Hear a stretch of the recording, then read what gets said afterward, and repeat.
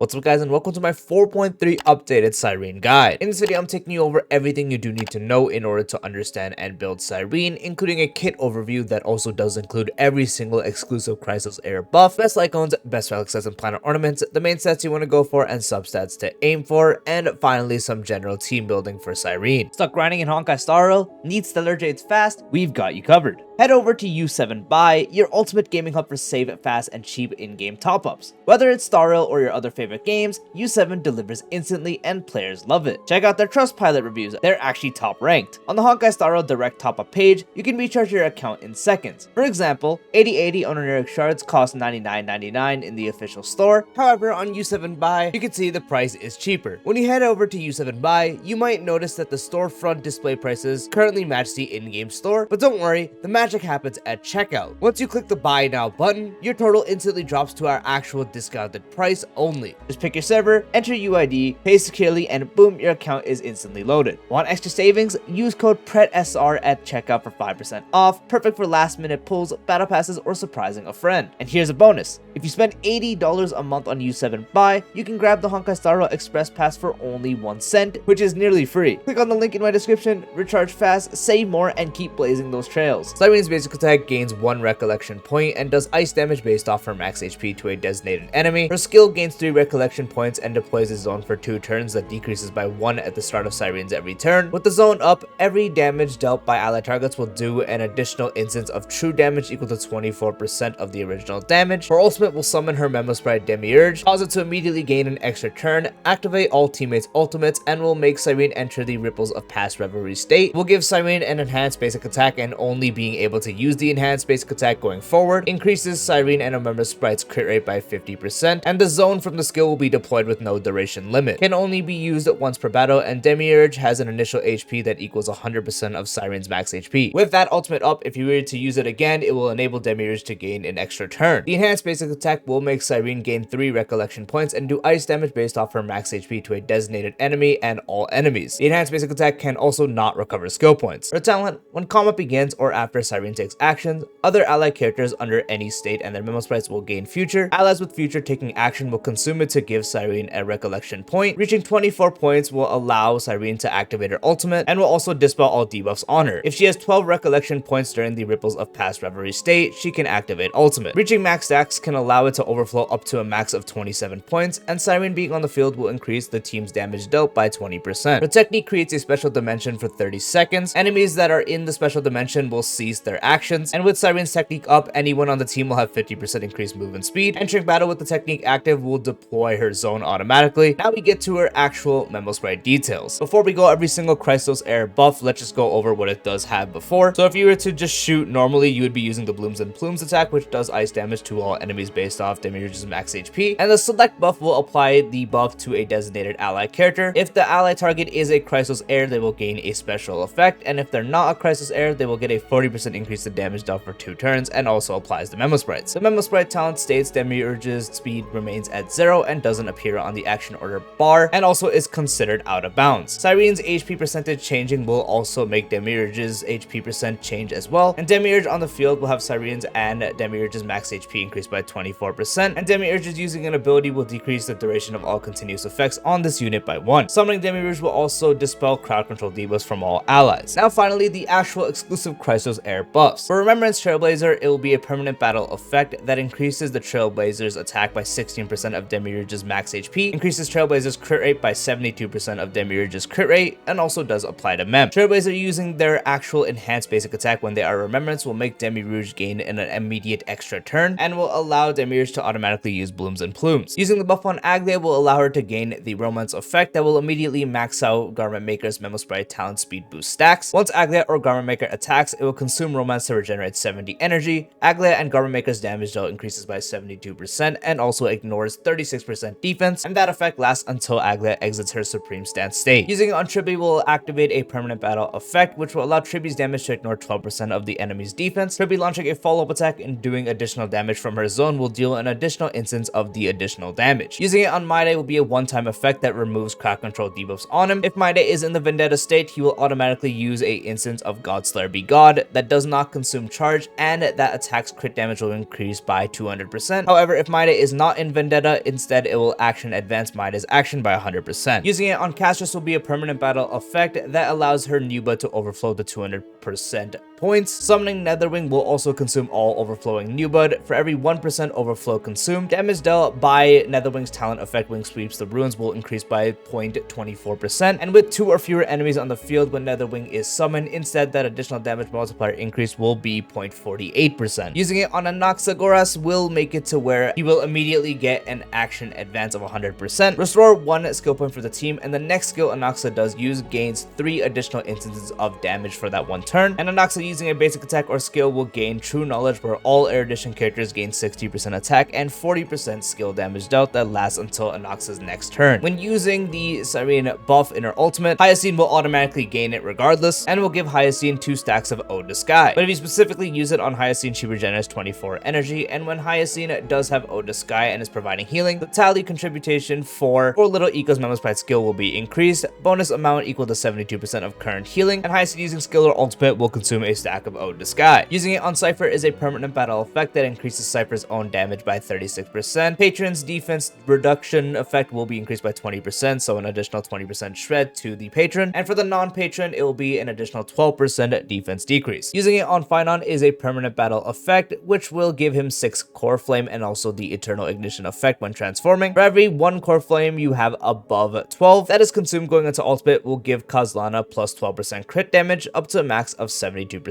Eternal ignition being active will give Kazlana 16% crit rate, and once the extra turns in the Kazlana state are fully depleted, the transformation will not end and actually refresh all Kazlana's extra turns and gain 4 Scourge. At the start of the extra turns consumes HP equal to 15% of current HP for Kazlana, and Kazlana using an attack will do an additional 5 instances of additional fire damage equal to 10% of Kazlana's attack that hits a random enemy. Using it on Hycelines is a one-time effect that gives Hycelines flowing warmth, which when Hycelines uses an attack it will consume that effect to regenerate 60 energy, and in the battle Hycelines damage dealt will be increased by 120%. Hycelines using a basic attack or skill will make all the currently applied dot effects on attacked enemies to immediately produce 60%/80% of the original dot damage respectively. Using it on Cerebra is a permanent battle effect which will increase the crit damage of the character that has military merit by 30%, and after Kudeman ends, Cerebra will immediately gain a charge. Using it on Evernight is a permanent battle effect that increases damage dealt by the Memo Sprite skill Dream Dissolving as due by 18%. Evernight using skill or ultimate will gain 1 Memoria, and the skill's crit damage boost effect is further increased to be 12% of Evernight's crit damage. Similar to Hyacine, when Danheng is on the team Permanta Terre, using the buff on someone else will automatically give it to Danheng, which will grant Ode to Earth to Danheng Permanta Terre that enables the next 3 attacks of Soul Dragon to do additional damage, with the type being the Bondmate's type and the damage being 80% of the Bondmate's shield effect. While Permanta Terre Danheng has Ode to Earth, Bondmate will do 24% increased damage, and using the effect on Danheng will advance Soul Dragon's action by 100%. Next Soul Dragon action gains the enhancement effect of Danheng Permanta Terre's ultimate. Shield effect is increased to 150% of the original shield effect and does not consume enhancement count from Danheng's ultimate. And then the effect for Cyrene herself. Anytime Demiurge uses Minute of Blooms and Plumes, for every 1 different teammate excluding Demiurge whom Cyrene has gained recollection from will do an instance of ice damage, with the damage being 60% of Demiurge's max HP to the target of 1 enemy. Cyrene using ultimate or when Demiurge is summoned will have Demiurge gain a stack of story. Reaching 3 stacks of story will consume all stacks of story to have Demiurge gain an immediate extra turn and automatically use Minute of Blooms and Plumes, which is considered Ode de Ego. Finally, circling back to the rest of the kit being the bonus traces and also the Eidolons, her A2 makes it to where a teammate's Memo Sprite being summoned will give it future, and future held by Memo Sprites will not be consumed. Her A4 makes it to where when there are 1/2/3 Chrysos Heir or Remembrance characters on the team excluding Cyrene, Cyrene will gain 2/3/6 recollection points respectively at the start of combat. And her A6, when Cyrene's speed is 180 or higher, increases all allies damage dealt by 20%. For every 1 speed exceeding 180, increases Cyrene's and Demiurge's ice res pen by 2% with a 60 excess speed taken into account for the max. Finally, for her Eidolons, her E1 makes it to where when Demiurge triggers the Memo Sprite skill Ode to Ego during the use of Minute and Blooms of Plumes, gains 6 recollection points and increases the number of bounces by this attack by 12. For E2 makes it to where entering combat will additionally give Cyrene 12 recollection points for every one different ally character that gains the Memo Sprite skill buff from Demiurge. The damage multiplier for the true damage dealt by ally targets via the skill zone will increase by 6% with a maximum increase of 24%. For E4, after every one use of Blooms and Plumes by Demiurge, the bounce multiplier triggered by the Memo Sprite skill Ode to Ego increases by 6% in the current battle, stacking up to 24 times. And our E6, when Cyrene uses ultimate for the first time, all allies advance action by 100%. Each time Demiurge triggers the Memo Sprite skill Ode to Ego during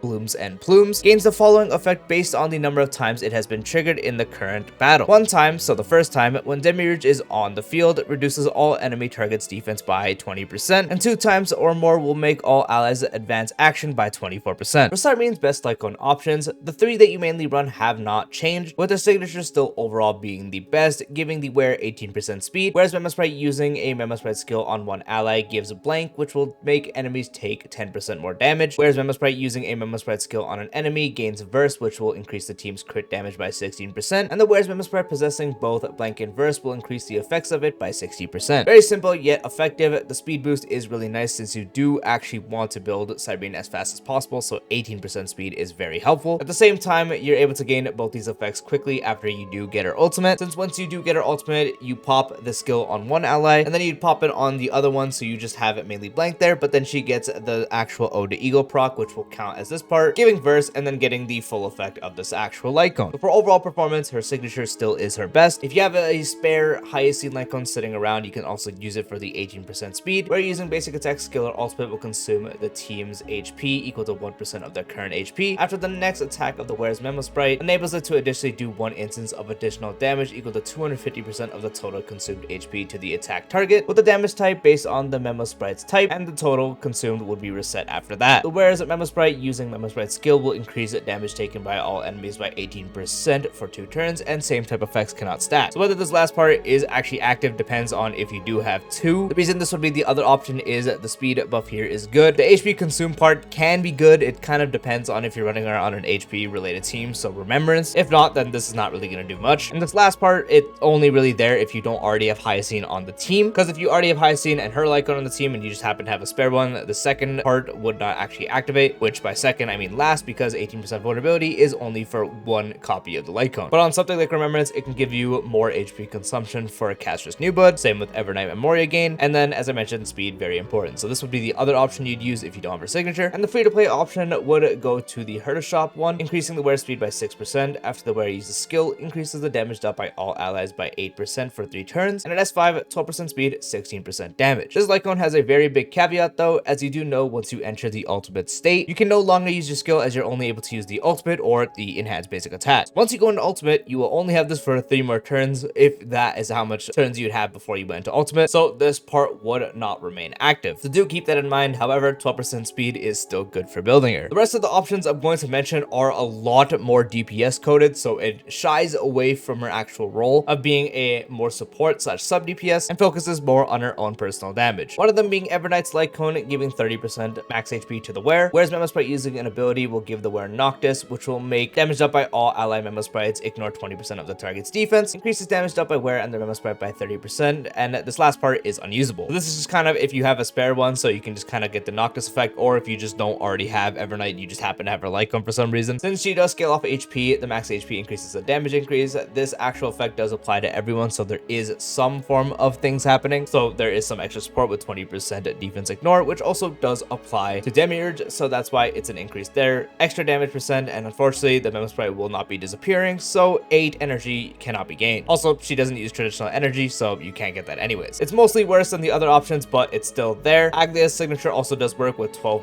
base speed increase. After the wearer and their Memo Sprite attacks, the wearer gains a stack of Brocade, with each stack increasing the wearer and their Memo Sprite's crit damage by 9%, stacking up to 6 times, and reaching max stacks will make Brocade additionally have a basic attack damage dealt increased by 9% for each stack. So you can get up to a 54% increase to crit damage, which is going to be good, and also a 54% increase to basic attack damage, which she does have enhanced basic attack, so it kind of impacts that. It's not the main source, but it is there. Crit damage would apply to everything, but also mainly for the fact it does provide some speed in this form of base speed, which if you have other speed percentage buffs on our teams, it makes them more effective because base speed increases are good and will further increase the value of speed percentage buffs. For Cyrene's best relic sets, you're kind of working with 3 options that change depending on what you're doing. A common one that is just if you're trying to build her normally and you want to actually capitalize off her own damage, 4-piece Worlder Making Deliver is good. 2-piece providing 8% crit rate, 4-piece after the wearer uses basic attack or skill. If the wearer's Memo Sprite is on the field, increases max HP of the wearer and their Memo Sprite by 24% and increases all allies damage dealt by 15%, lasting until the use of the wearer's next basic attack or skill. 2-piece makes her easier to build. 4-piece is able to provide 24% max HP for Cyrene herself and her Memo Sprite with 15% damage dealt for everyone. And when you're outside of ultimate, you're using skill. Once you're in it, you're using basic attack anyways, so you actually are able to keep up the effect. So while it's best for her own damage, it's also providing some support, and the best part is you can use this on multiple people. So if you're using her specifically on the Remembrance team, when you do have Evernight holding the set as well, you would actually be getting both effects. So just because Evernight's holding it doesn't mean she can't hold it. So for the best damage and also some supportive side, and also just for making her easy to build from the 2-piece, Worlder Making Deliver is a good option. This next one is a little more specific. It's our favorite Eagle set. For the 4-piece, after the wearer uses their ultimate, their action is advanced forward by 25%. So once you go into the first ultimate, of course, I would provide the 25% advance forward, and then every time you use one that costs 12,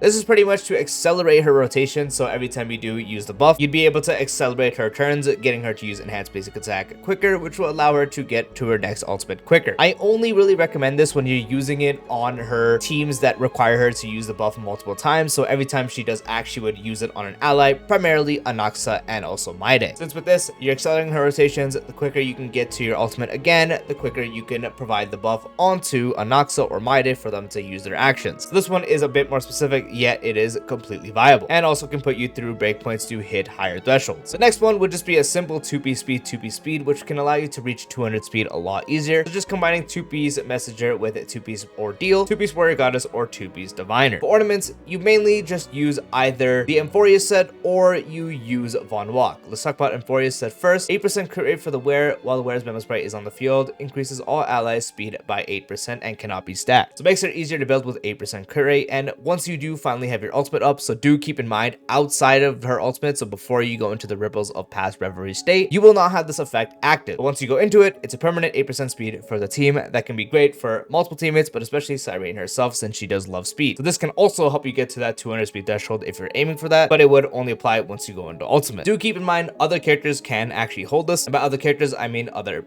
characters that are Remembrance. So if you're running her alongside RMC, instead you can put this on RMC. Now the flip side, Von Walk, this is also really good. The energy regen is useless unfortunately, but it's for the reaching 120 speed or higher. The wearer's action is advanced forward by 40% immediately upon entering battle. The reason this is good is it can actually allow you to gain 3 turns within the first MLC cycle without reaching 200 speed. You still want to reach 180 speed to get that actual effect of her bonus trace, and you would need even less than that to actually get the 3rd turn, which usually would be 174. So when you're reaching 180 and you just leave her at 180, put this set on her and you have that 3 turns and can allow you to skill right away, get to your ultimate quicker, so on and so forth. The last hidden option I'm going to mention is if you want to fully allocate to her actual DPS, and I only really recommend this for E2 plus, since E1 is a good damage increase for herself, and then the higher Eidolons you go, E2 is kind of a damage increase in the way of getting stuff out quicker and also more true damage, but E4 and E6 being good damage increases as well. Bone set would be good. 12% max HP, reaching 5,000 max HP or higher, increases the wearer and their Memo Sprite's crit damage by 28%. More max HP for more damage, and also 28% crit damage, as 5,000 max HP or higher is not a problem. So I only recommend this if you want to get the best absolute damage output, since this focuses fully on damage and not actually buffing. For the main sets on the relics, for the body you want to run crit damage, for the feet you want to run speed, for the orb if you want the best damage from Cyrene, run ice damage. However, HP percent that's a really good orb can perform just as good, and if you're putting her on the Remembrance team, you can put her on HP percent orb just so so casters can generate more new blood. And for the link rope, you want HP percent. For substat goals, you're looking at speed, crit rate, crit damage, and HP percent. Speed above all else, this is where you want to hit your goals and changes depending on what you're doing. If you're just doing a world or make and deliver, you just want to get her to 180 speed, then of course you're just aiming for 180 and you're going to focus a lot more on the crit stats. If you're also on Euphoria, do note you can actually just leave her at 172 speed instead. Once you go into ultimate, it would be the full 180 and you would get the effect. However, do note that while you're outside of ultimate, you're not going to have that effect active. So still aiming for 180 is good because once you reach 180, getting anything past that is still beneficial as it is more ice res pen for Cyrene and Demiurge. And if you're someone aiming for 200 speed, even if you're using world or make and deliver, or you're doing 2-piece speed, just trying to get to 200 speed and you want to get that extra action, then you're going to focus more on it, trying to get it to 200. For crit rate stat, you want to get that to 50% just because that becomes 100% in the Ripples of Past Revelry Strait, as you do get an additional 50%. Crit damage stat also would change depending on what you're focusing on. If you're focusing on a more damage-oriented Cyrene, where you're not aiming for 200 plus speed and you're mainly just focused on the lower 180-ish side, in that case, crit damage, you'd be aiming for 160% to 180% or even higher. If you're aiming for a 200 speed plus build, in that case, just getting it around 120% is going to be fine. You're not focused too much on that. You're trying to get as much speed as possible. HP percent for any of the builds, you want to get above 5,000. If you're specifically running bone, you really want 5,000 or higher just so you get the actual effect, but that should not be a problem for any kind of ones for these builds. And if you're running Von Walk specifically, once you do reach 180 speed, you're not going to actually need to get anything for that extra action because Von Walk, the extra action you would need would be 174 speed and you're already at 180, so that's not going to be a problem. So do keep that in mind. So above all else, speed is the focus, then crit rate, crit damage, then HP percent. HP percent rolls, just getting that on your relics is going to be more damage overall. Crit rate, 50% is all you need. Crit damage depends on your speed goals. If focusing 200 speed, just having around 120% is going to be fine. If not, 160 to 180% or higher is going to be your goal. And finally, for speed, for the more casual side, just 180 is going to be your general goal. And if you really want that extra action without Von Walk, then you're aiming for 200 plus speed. Now for team building. So as Cyrene is the premier Chrysos Heir support, of course her best teams are on every Chrysos Heir team mainly. There's a lot of iterations, but I'm going to take you over the general ones that people would mostly use. There are very few DPS outside of Chrysos Heirs that can use Cyrene, and I will briefly touch upon that after the Chrysos Heirs. With the main one going to Remembrance, as this is where she does function best, and this is where everyone does a ton of damage, and buffing each other simultaneously. This is one of the best teams you can run, and the best team overall in the game. If you're running specifically Casters DPS or specifically Evernight, you'd sub out one or the other for someone like RMC or even someone like Tribi. Anaxa with Cyrene is also very powerful, so you'd have Cyrene, Anaxa, Saridra. Last slot would usually go to Danheng. Finon Cyrene teams usually are sustainless because it usually just is better since Finon is a sustainless player. But if you're doing a sustained one, it would also depend. You'd usually have Danheng as a sustain. And here you're less so focusing on targeting Finon because Cyrene ultimate is going to give everyone ultimate anyways. So in the last slot, you could put Saridra. Saridra is a very, very good teammate for Finon. And then if sustainless, you can usually put someone like Sparkle. Sparkle has really good amp. Just do note, if you have an E0 Cyrene, having a non-Chrysos Heir / Remembrance character is going to make charging a lot more difficult. So if you're okay with spending an extra cycle-ish, that is going to be the option. And if you still want to run sustainless off for that, you can put Tribi or even someone like RMC. Aglia team would look something like this, or if not RMC, you would put Sunday, who I prefer using more, but do note for that charging issue. My Day team looks like this. A High Celine's Dot team would look like this. If you're doing sustainless, you would take out Danheng and then put Black Swan, but again, charging issue is there. And then for amp slots, do keep in mind Tribi could go in the slots as I was mentioning, and also Cypher would apply to that too. And then the main teams that she can kind of go outside of the Chrysos Heir teams are primarily Evanescea and also Artoria. Although keep in mind, for these setups, you do definitely want to have E2 just because the charging would be slow depending on the setup. So for Evanescea, I don't have Evanescea, so I'm just going to go ahead and put March 7th. So pretend March 7th here is actually Evanescea. Third slot would go to Yagong, as she is the best teammate for Evanescea. Last slot would go to your sustain. Since you do have Cyrene, you can actually opt to use Danheng instead of Fofo, but if you have E2 Cyrene, that shouldn't be much of a problem, since you could still usually get ultimate depending on the amount of actions and how your Cyrene is built. Sub out accordingly. You don't have Yagong, you could use Elation MC or even RMC. RMC plus Cyrene for Evanescea is actually a valid setup. And then the other one I mentioned would be Artoria, so the team would be Cyrene, Artoria. Last slot could go to the action advancer, either Sparkle or Sunday, and then sustain primarily Danheng or Fofo as per usual. And that is the full Cyrene 4.3 updated guide. I do hope you found this video helpful. If you did, drop a like, we really appreciate it. If you're new to the channel or haven't done so already, be sure to subscribe and turn on the bell icon for future videos like this, along with all other types of style content. And I'll see you later. Peace out.